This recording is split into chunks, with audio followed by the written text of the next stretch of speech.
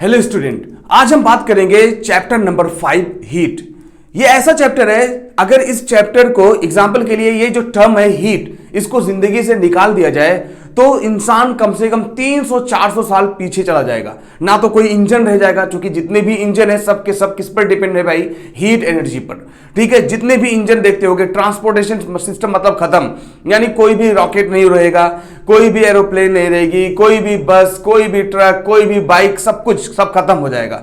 ठीक है, कोई भी चीज रही नहीं जाएगी, अंदाजा लगाओ। यहां तक कि जो आपके पास इलेक्ट्रिसिटी आती है वो भी कहीं ना कहीं थर्मल एनर्जी का ही, कोयल का इस्तेमाल करके हीट जनरेट करते हैं। हीट से पानी जनरेट होता है, पानी वेपर बनता है, और उस वेपर से क्या है भाई, वो मैग्नेट चलता है और आपको इलेक्ट्रिसिटी आती है।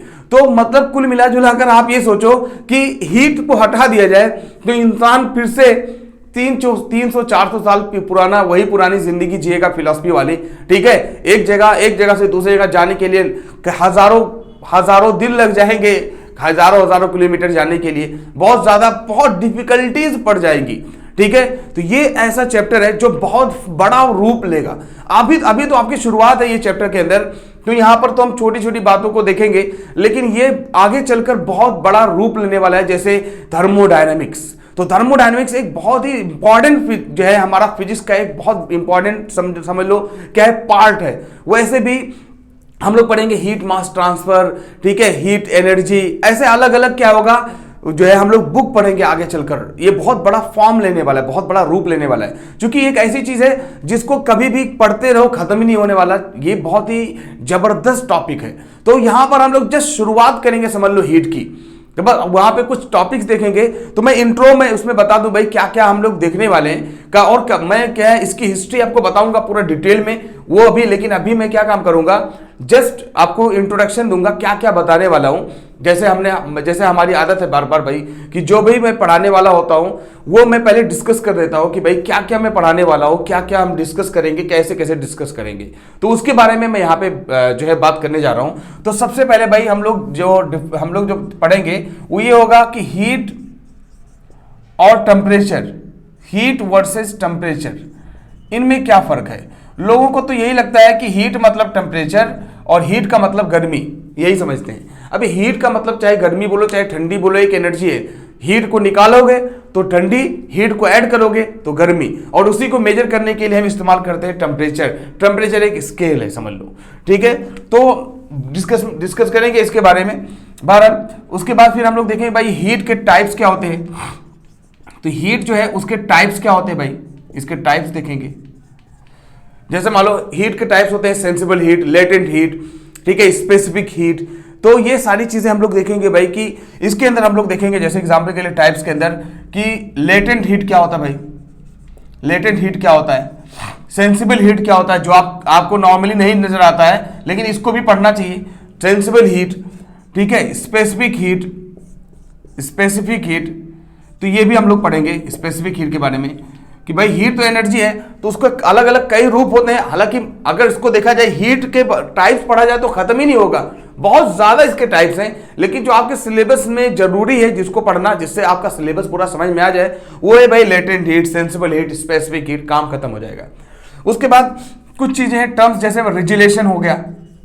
रेजुलेशन मतलब क्या भाई, कि अगर मान लो किसी आइस के टुकड़े को लिया जाए और उसको क्या है भाई, उसके अंदर प्रेशर लगाया जाए तो वो क्या हो जाएगा, वो मेल्ट हो जाएगा, आइस मेल्ट वहां पे हो जाएगा। और या फिर दो आइस के दो टुकड़े को लो, उसको अगर प्रेशर करके दबाओगे तो दोनों टुकड़ा आपस में चिपक जाएगा।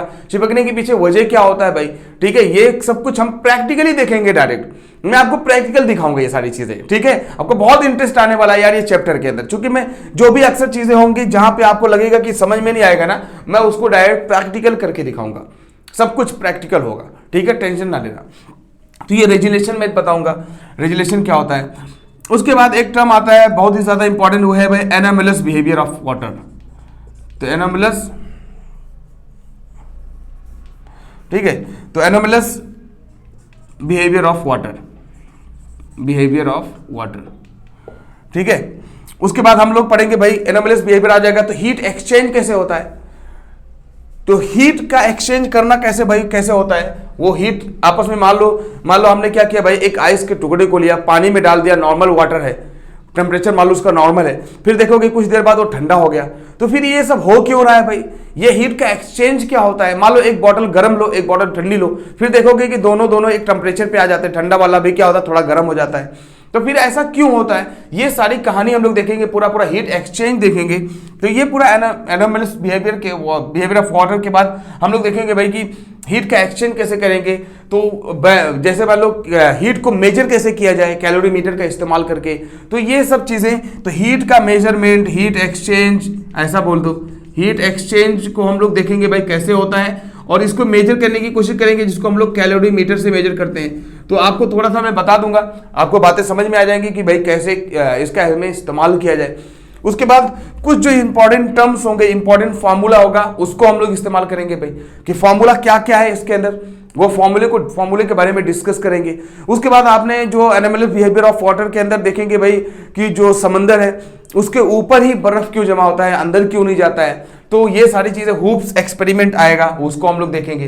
तो ये सारी चीजें पहले डिस्कस करने के बाद मैं बताऊंगा आपको क्या क्या फॉर्मूला इस्तेमाल किया जाएगा, ऑल फॉर्मूला फॉर हीट, जो आपके सिलेबस के अंदर होगा। उसके बाद न्यूमेरिकल बताऊंगा, बहुत ही जबरदस्त तरीके से न्यूमेरिकल बताएंगे, जो आपको नॉर्मली कहीं भी नजर नहीं आने वाला है। क्योंकि न्यूमेरिकल के अंदर क्या है भाई, हम लोग क्या देखेंगे, न्यूमेरिकल के अंदर पूरा एक प्रैक्टिकल फॉर्म में जाएंगे तो आपको न्यूमेरिकल समझ में आ जाएगा। क्योंकि न्यूमेरिकल इसका बहुत ही बड़ा टास्क है, अक्सर लोगों को न्यूमेरिकल इसका करना, सम्स करना बहुत डिफिकल्ट पड़ता है। तो मैं उसको जो है बताने की कोशिश करूंगा ताकि आपको आसानी से समझ में आ जाए।